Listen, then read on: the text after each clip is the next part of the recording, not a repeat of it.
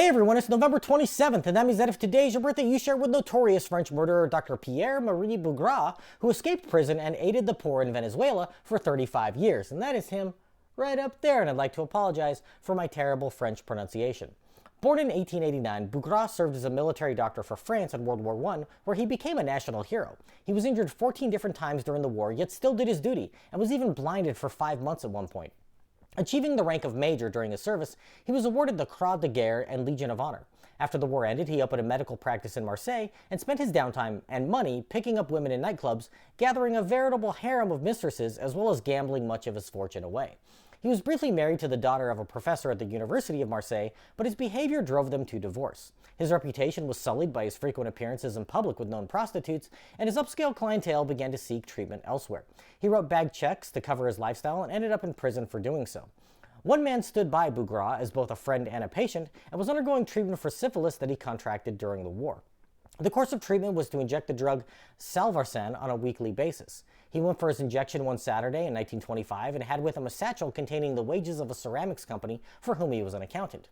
The man never showed up to pay the workers, and his wife reported him missing. Police looked into the matter and discovered that Bougrat was living with a prostitute who made frequent monetary demands on him, and with his practice dying, he was desperate for money. After a 3-month investigation, a detective went to interview the doctor, but noticed a disturbing smell. Following his nose, he discovered the body of Bougrat's friend walled up in a cupboard.